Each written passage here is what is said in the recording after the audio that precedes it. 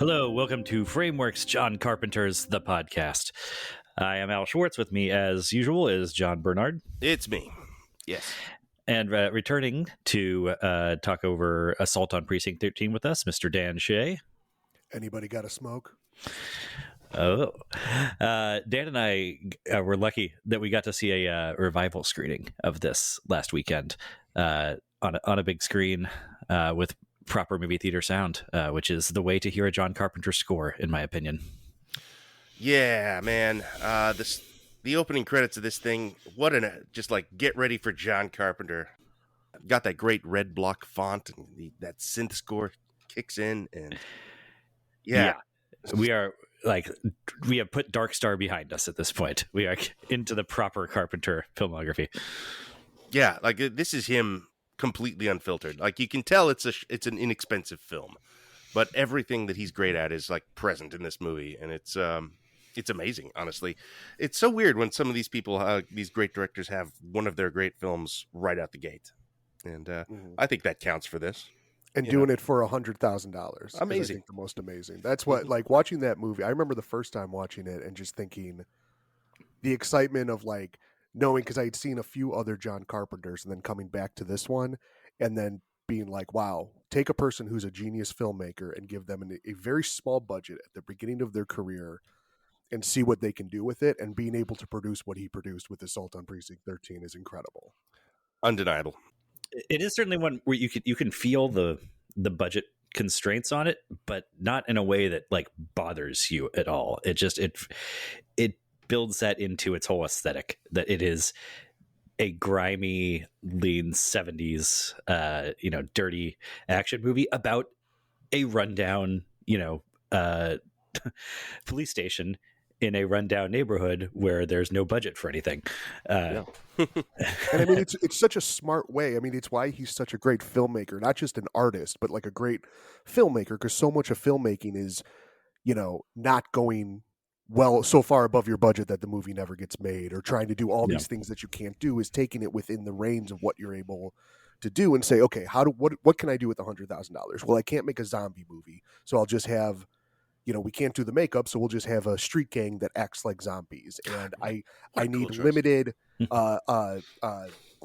limited location. So we're just going to have one location where they're all trying to come, and like finding these ways around it. I think that's such a key part of filmmaking and what he's so good at, even in his later films when he had larger budgets and still chose to find kind of not the easy ways to do things, but the efficient ways to do things. And well, and he's going to go from this to a slasher, which is another, highly cost-efficient form of filmmaking.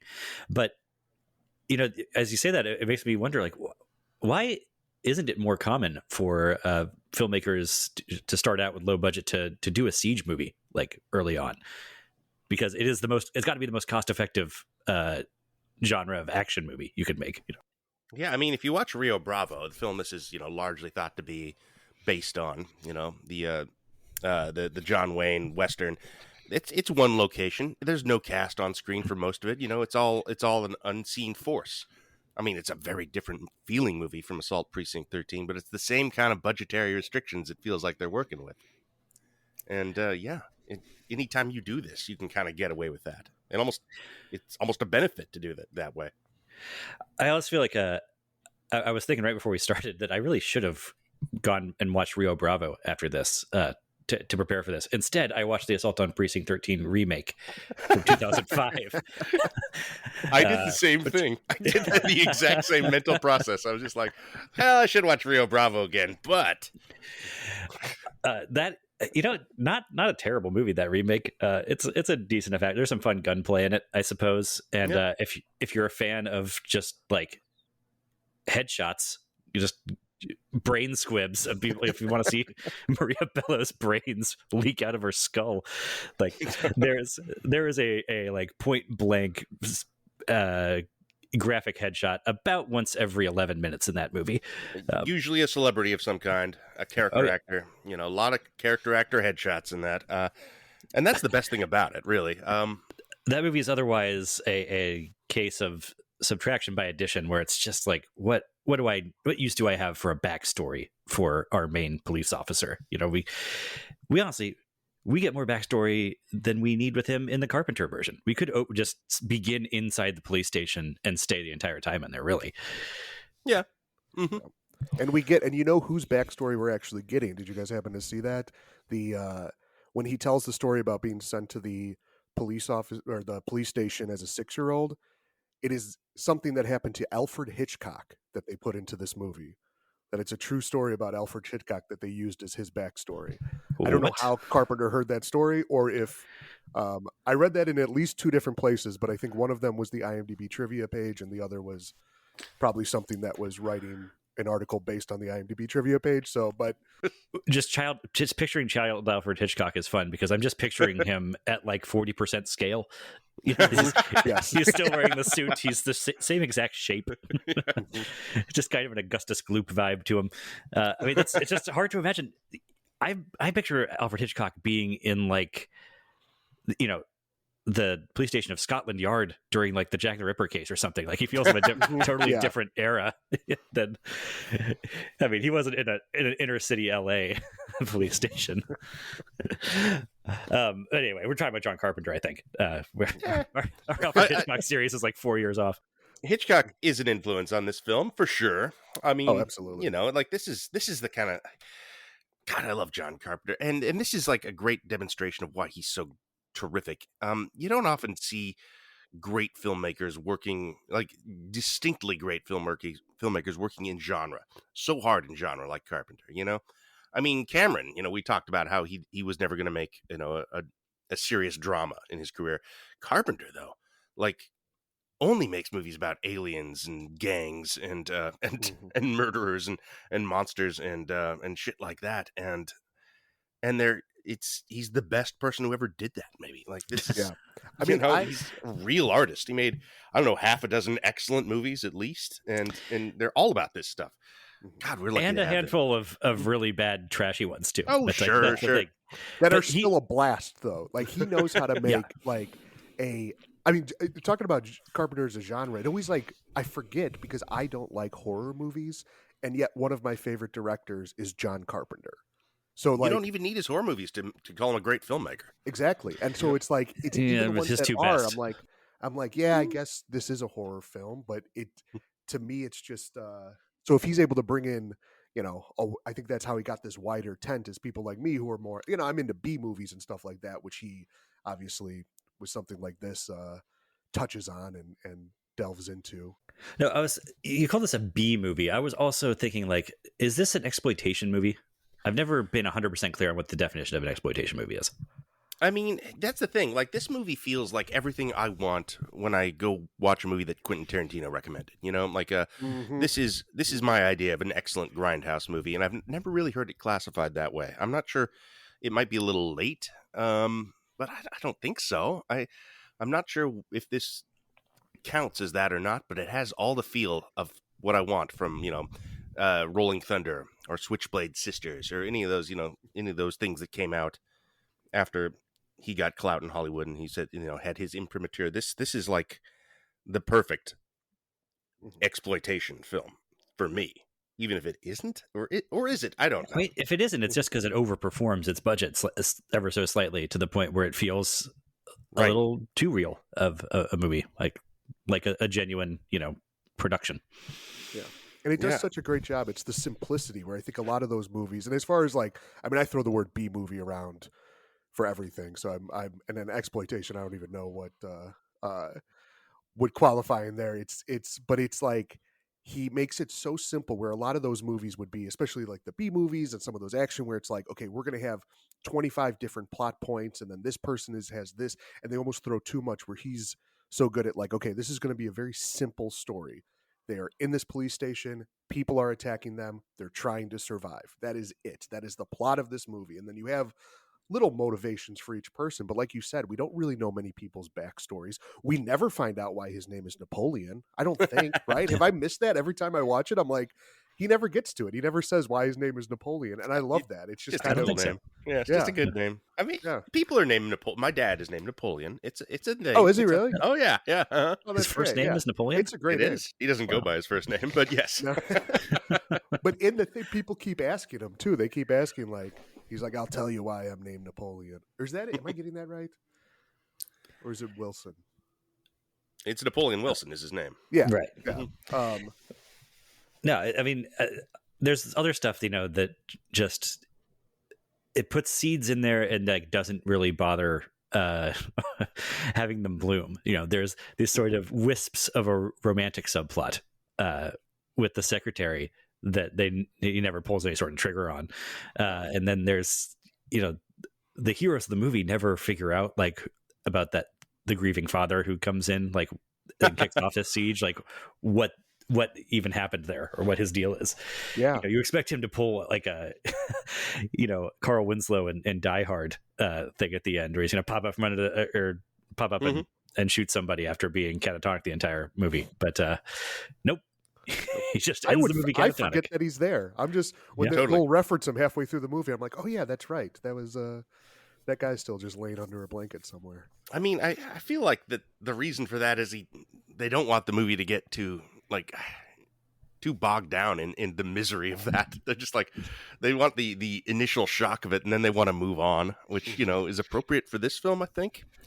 I'm actually really struck by the economy of establishing these characters. There's I don't know, a dozen characters in this film that we're sort of following, and I kind of get where all of them are coming from in a very short amount of time. Well, and it doesn't feel like it's in any big hurry to start with. Like the first act is a little bit languid for even, this movie's only 80 minutes long, but there's quite a bit of just the gang members tooling around in a car with, the bass and synth score. But they got they got a sniper rifle stuck out the window, and they're like aiming it past pedestrians. It's pretty intense, all right, from the get go. Yeah. Oh yeah. Well, and like you're saying, the building of like the characters is like all you need to know. Like the gang members, we see 3 of them doing some sort of blood ritual into like a cup, and it's like that's all the backstory I need. Okay, there's some sort of like this is a gang, but it's higher than that. It's like.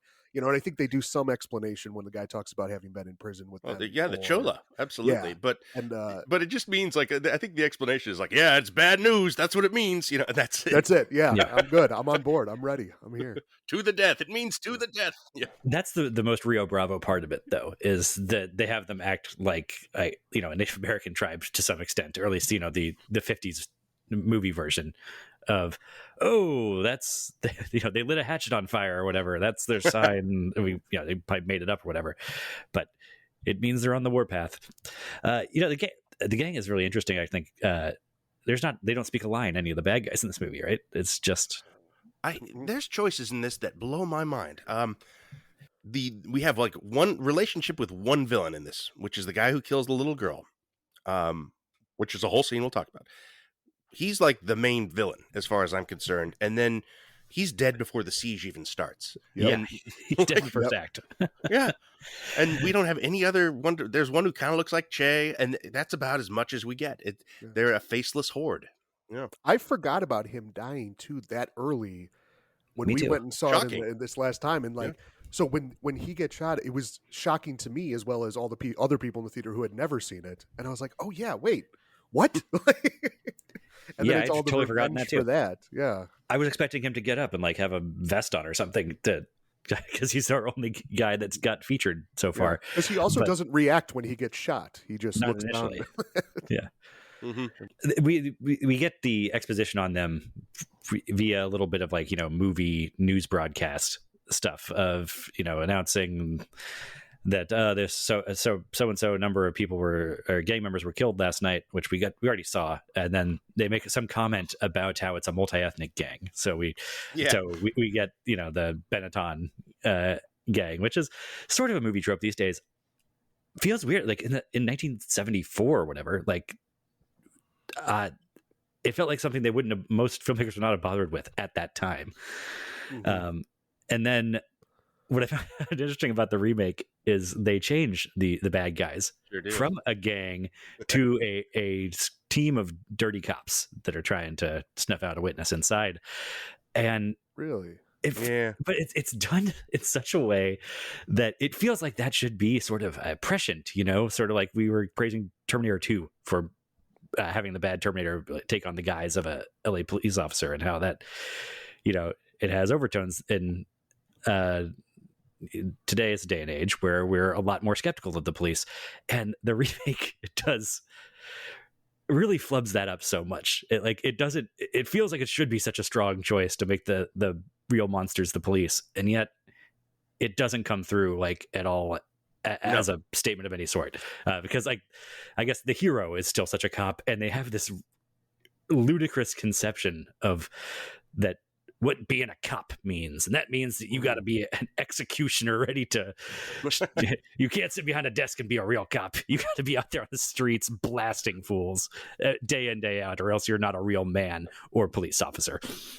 So I don't know, it's a weird choice in that movie. Yeah, that remake, I mean, really points to the strengths of this film. As you said, subtraction by addition. It's all the things they add in some way make it a little more structurally sound, a little more, a little more proper of a story. The characters have more development. None of that makes the movie better, though. Like, it's kind of a good movie as far as like a mid-aughts action film goes. It's not like bad. It's solid, but it's just nowhere near this one. And it's filmmaking fundamentals, I guess. Sometimes you don't need story. You don't need that shit. It just kind of gets in the way and makes it less interesting. The thing that we have in the original film is less specific, but it feels more visceral. Yeah, we have an incredible tense scenario and atmosphere for days, and that's and that's he decided that's all he needs and nothing else. Yeah, but one dead little girl it does the trick. But yeah, even like the our protagonist, Officer Ethan Bishop, with the economy of this character is getting us to know who this guy is. I think he's like within his first 5 lines, he's on the radio with another cop. He's like, "Damn it, Bishop, you're acting like you want to be a hero your first night out." I'm just like, okay, got it, understand. That's our guy. And yeah, I mean, they do similar stuff with Napoleon Wilson, with everyone really. There's the 2 secretaries at the precinct. There's the one with that we like, Lee, and then there's the other one who's sort of the 70s Karen that is like, no, we should turn him over. They only want him. Everyone. Of course, there's got to be one character like that in any siege movie. Yeah, you need the voice of cowardice somewhere in there. You need an Ellis. And if you're trying to guess who's going to die as the movie goes on, as soon as a character says something like that, you're like, okay, well, you're next to go. That's the ta-ta. This not a huge body count in this movie. It feels so nasty and violent, but it's really just because of that.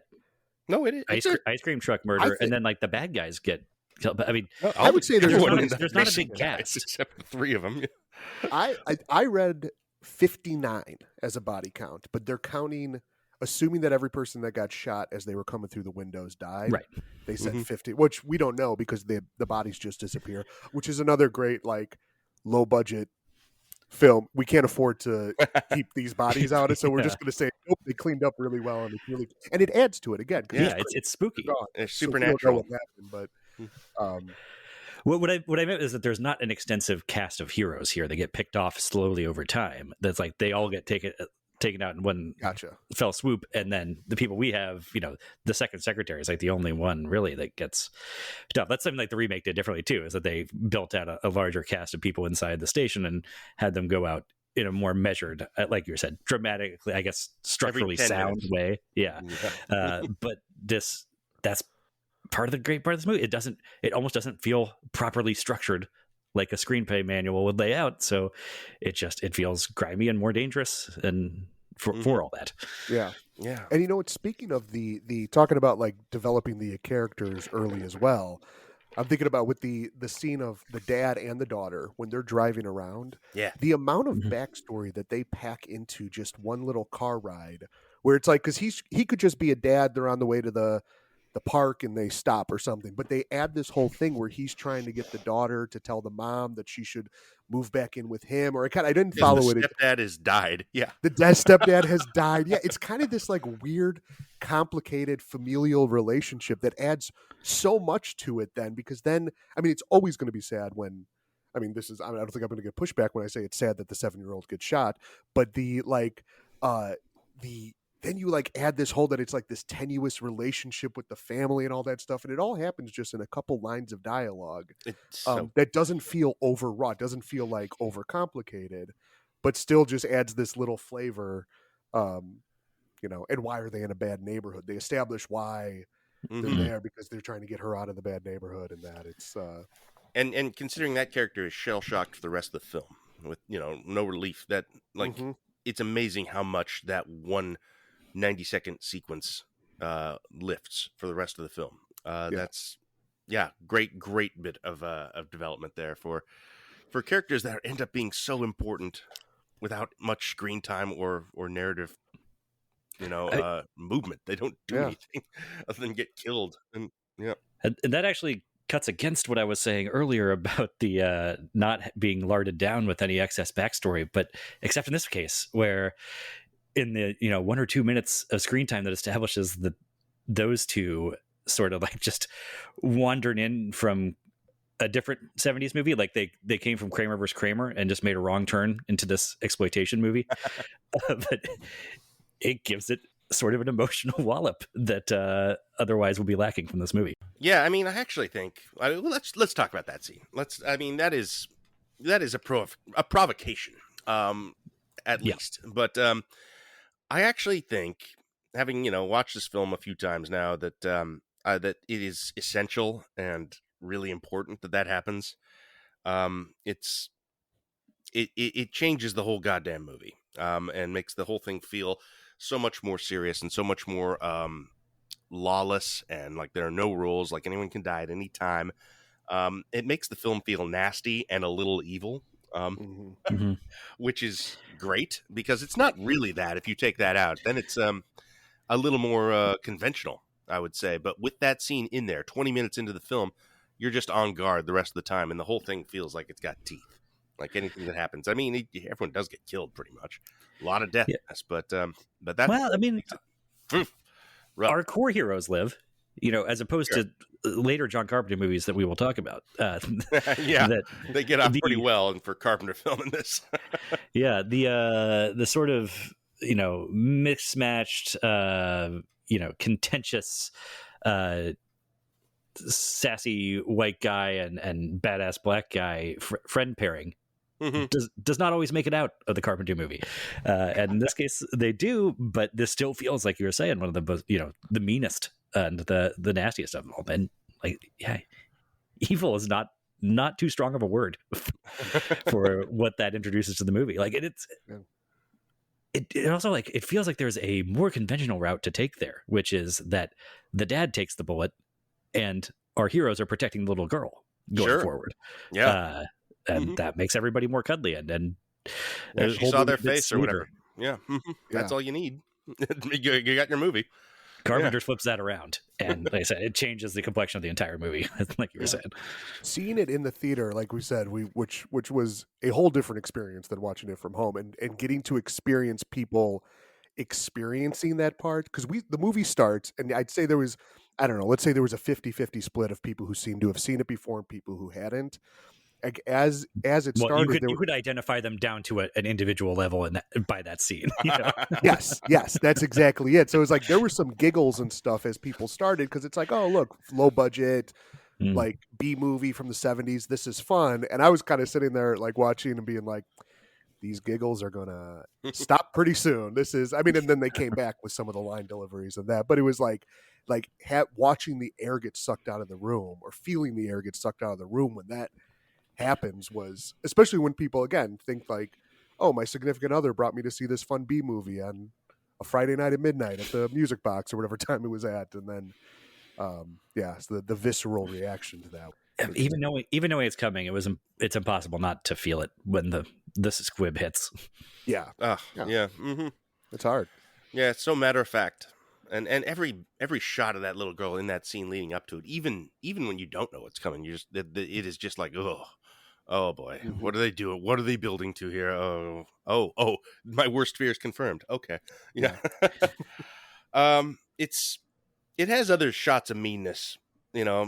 All those cops get taken out real fast, but I think the scene with Wells, going through the sewer and almost making it is pretty rough too.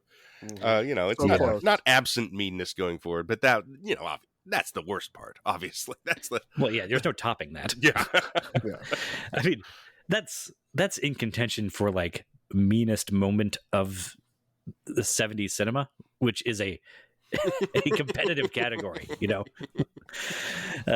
Honestly, we should do a meanest 70s moment draft episode. That'd be brutal. Yeah, that'd be some contenders, including this. This is definitely getting picked in that.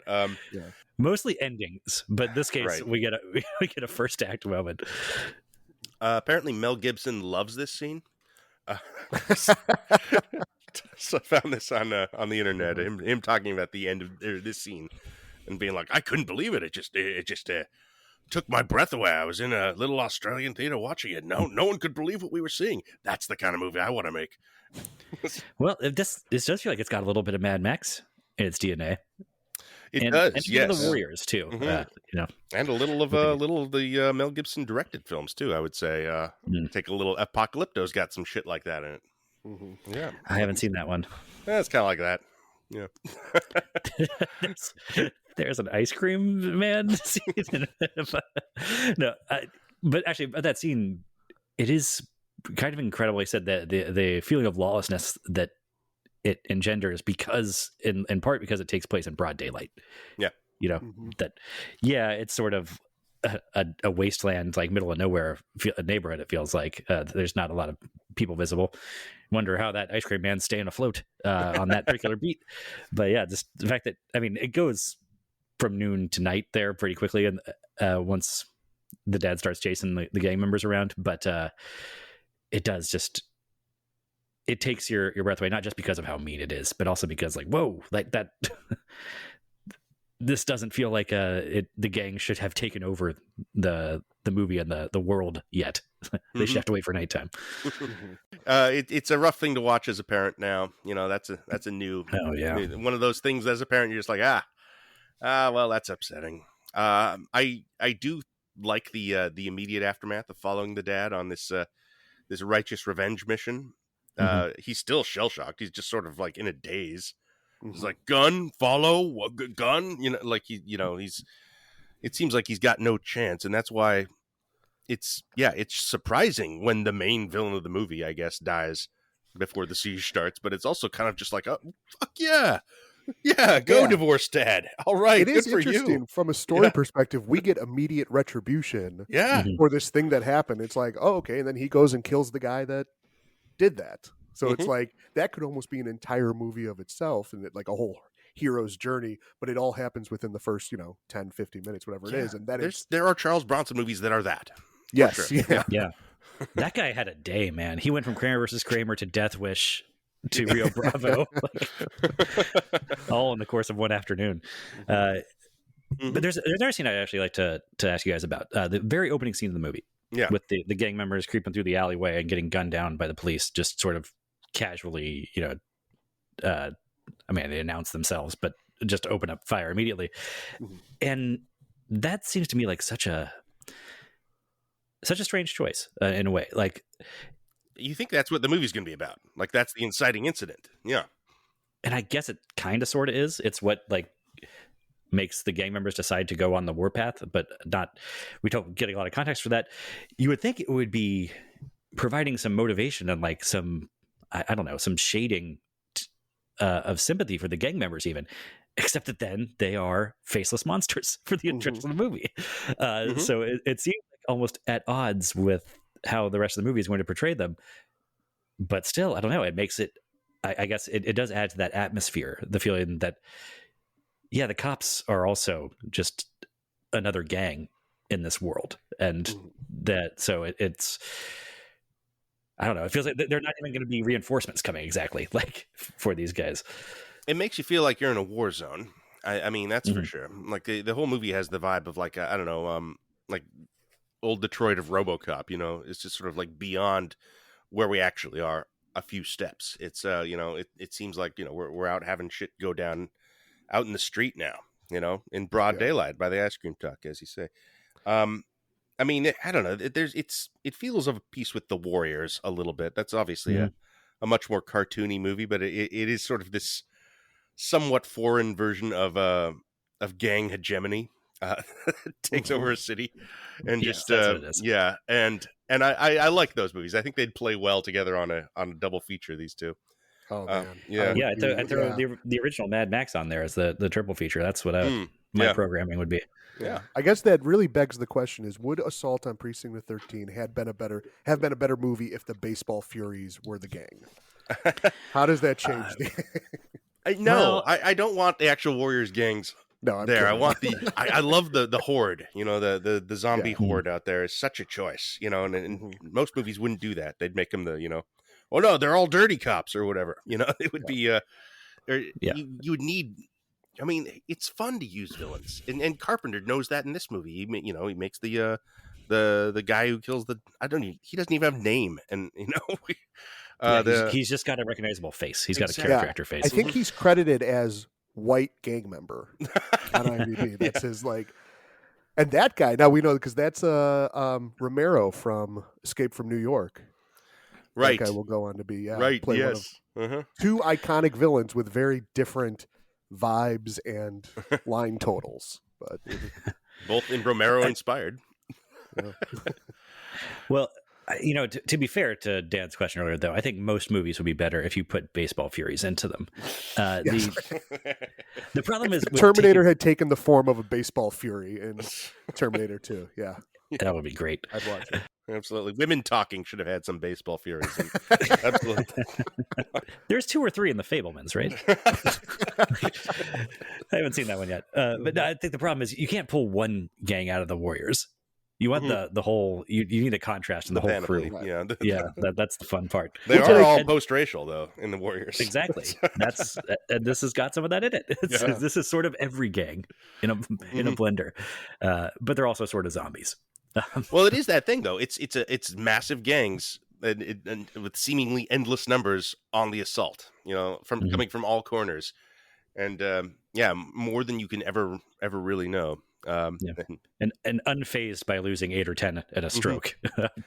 Man, there's a shot when the dad is running away from having killed a white gang leader, of just like a black knight, and then there's a guy with a huge collared jacket and an assault rifle coming out of the night, and he's just oh shit, and then cut back to the guy, and there's like, I don't know, 12, 15 guys all right behind him, and it's just all of a sudden a swarm. It's like there's moments like that where you see that guy with the jacket, and we never see him again. We don't know what his deal is, but it implies so much character and so much personality to this otherwise faceless horde. But then the next guy you see will look like a completely different type of gangster. It keeps you on your toes the whole way, and and this is what my thing was like. It would be so easy to give us main villains here, and it'd be fun. Like it would probably be really cool to have like the bad guys in this would be interesting, but I think he gained so much by withholding that, and it's restraint in a way. I mean, it's probably budgetary restraint as much as anything.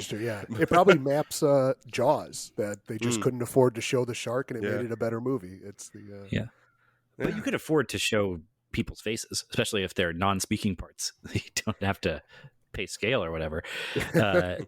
But I think the principle applies there, and it is the brilliance of the budgetary stuff we're talking about, because Carpenter's has those little ways of implying so much about a world existing beyond the edges of the frame, but we're keeping that frame in this very like close claustrophobic perspective of our heroes that are peeking out the blinds and not getting a full look at these bad guys and monologues from them and backstories for them. But we get pictures of just costuming and production design that imply a broad swath of personal styles and races amongst these people, despite their otherwise, single-minded Borg-like focus on just getting into this police station and killing some guy. Yeah, this people just don't do this like this usually. I wonder why. I wonder why this is such an outlier, why it feels this way, and other people haven't followed directly in its footsteps. I mean, I guess because there's a lot of counterexamples of this, of working as well, but it makes this movie really have its own identity, you know? What was the last good Siege movie we got? Last good one. I don't know. I guess Was they're all there a zombie Marvel movies. one? I guess they do one at some point. You would think there would be, but I don't think so. I think those are all, like kind of globe-trotting, more James Bondish type stuff. Yeah. Or swashbuckly. They should do one. and- I mean, this is a very legit structure that, is not. I mean, is the last one the goddamn remake of this film? Is it? Surely not. Well, I mean, like, there's the Dawn of the Dead remake, I guess. I guess, but which may even be a year before that one, so never mind. I don't know, roughly the when same was it? time. Yeah. Yeah. But zombie. is It's probably such- got to be a zombie movie. Yeah. Yeah, for sure. Mm-hmm. You would think that. I mean, why hasn't there been the Star Wars Rio Bravo yet? Man, there's so many movies they could just remake as Star Wars, and it would be great. Yeah, that's one of them for sure. Yeah, especially Star Wars leans into that Western motif Yeah, a lot. Yeah, I know Mandalorian's done a Seven Samurai episode, but not Assault on Precinct 13, which it could definitely do. yeah. They should do God, that. yeah. Mm-hmm. Get Timothy Oliphant, as Ray Gun Givens in there. Anyway, but we're talking about Star Wars again. Does that mean we're wrapping up? That's usually the sign. It's time to bring out the hook.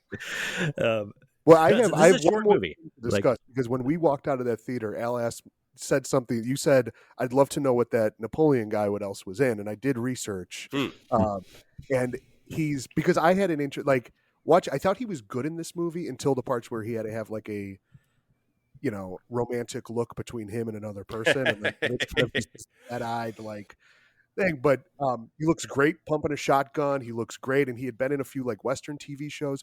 But he actually was just John Carpenter's neighbor, who happened to be an actor. Which is, I think, when you're a low budget filmmaker, that's kind of how you're like, hey, you look kind of like a badass. You want to do this thing. But he was also a Teamster. So he has on IMDb, he has as many credits or almost as many credits as a truck driver as he does as an actor. And honestly, I think that works for this role. Totally. Yeah. That's the most 70s thing ever that you just described. Exactly. Yes. Yeah. Other than that, it's like you look at all these movies too. It's usually like these guys have 10 acting credits and then 25 stunt coordinator credits. And then, there's always some like other thing. So I'm a little surprised that I don't recognize anyone in this movie. Like, nobody in this went on to be in things, Not really. Charles Cypher went on to be in a couple other Carpenter things. Yeah, he's the Shape, yeah, of course. But, yeah. But, you don't recognize his face necessarily from that. No. I thought he was the guy from Blazing Saddles until I looked it up just a few days ago. I thought he was the secondary, the deputy. Mm-hmm. He kind of looks like that guy, but he's not. So this isn't a great contribution to... Ethan Bishop is a great 70s cop name. Mm-hmm. It sounds like a John Wayne name to me. Yeah, well, John Wayne was famously an Ethan. Right. What's remarkable about that is that you dig under there, and the actor has an even better 70s cop name because the actor's name is Austin Stoker. Yeah, that's good. And how come we never saw him in anything else? So that was my big question. He's the one I think really, really could have been in more stuff. I mean, he wasn't stuff, but this is his biggest credit by far, and he's pretty good. He he's just really passed good. away last year too. Yeah, I mean, he worked the whole time. Yeah. But yeah, this was the big one for him, and he's I think very effective as a protagonist in this. Just as a man of action, he's convincing. It goes a long way. It's almost that's a harder type of role where like you don't get to do the big actor stuff. You don't get the monologues and whatnot. Napoleon I mean, Wilson's the fun backstory. role. Yeah. Mm-hmm. Right. Yeah. But he has to match that and carry the movie with action more than words. And I feel like it's a less respected type of acting, I guess, because you're relying on just having a face that people like to look at to a large extent, but also it's harder than you would think. It's not, there's